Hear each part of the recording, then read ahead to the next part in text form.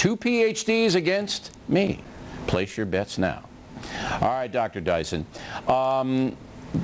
Did McCain looks to me like he did the right thing. He doesn't like the ad. He knows it's divisive, and he knows it's kind of exploitative in a way, and says, look, we asked him to stop. Should he do anything more?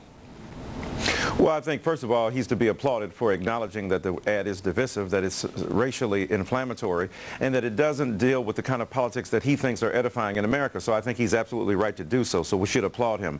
Number two, he did make a forthright public statement that it is the case that it is inflammatory and that they should pull it down. However, he said, I can't make them do it. Now, the question is, if he is the presumptive nominee of the party and he has that kind of influence and pull, if he can't even get his own party to adhere to his vision to forge unity, then what argument does that make for his ability to urge Americans? We talked on the radio today with the lady you saw in the ad, Dr. Hill, and Miss Luz, and she said, look, we like McCain and we support him, but we're not pulling the ad. We think it's a good ad. We think it puts our opponents for the gubernatorial nomination on the defensive, and we're not pulling it. And John McCain, as a senator of the United States, can't make us.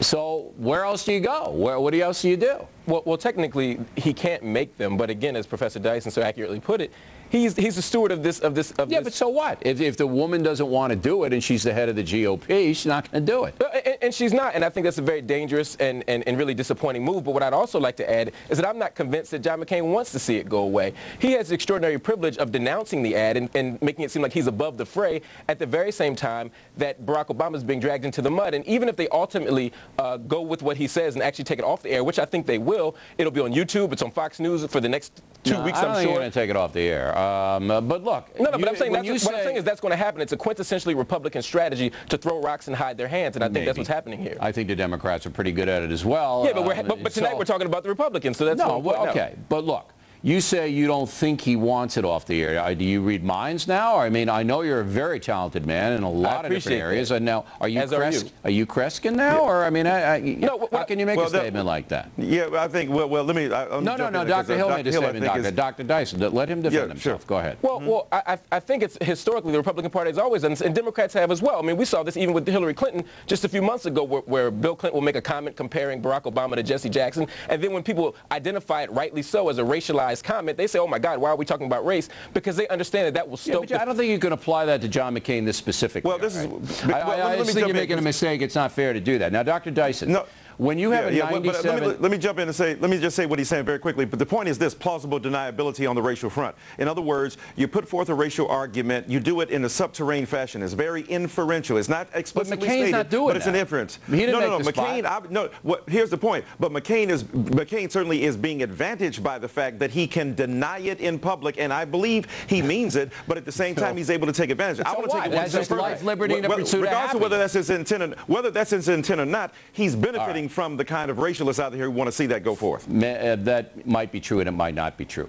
Let's go with the 97% of black Pennsylvanians who voted for Barack Obama. Now, obviously, Dr. Dyson, that's a racial vote, is it not?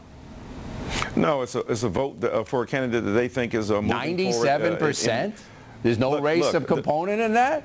Hold on. When Americans could only vote for white people, was that a racial vote? When they were making votes for people, when black people couldn't vote in this country, and white people voted 100%? I would say they had to vote for white people, so there'd be a racial component. You're right on that, but 97%? What I'm saying to you, well, racist versus racial is different. Racist infers that there is a particularly malicious comment. Absolutely. I'm saying, is there a racial component there? Is there a racial component? It's racial because we're talking about race, because Barack Obama's a black man, and you're talking about black people supporting. So there's a racial component, but it doesn't mean that black people will vote. Black people would not vote for Clarence Thomas, and certainly wouldn't have voted perhaps for Condoleezza Rice. So it's not that race determines the content of their vote. It's that in this case, African-American people have glommed onto, or at least supported, a man that they feel represents their interests. Exactly. But it's a pretty big monolithic deal. Right. Now, Dr. Hill, my last question for you is this.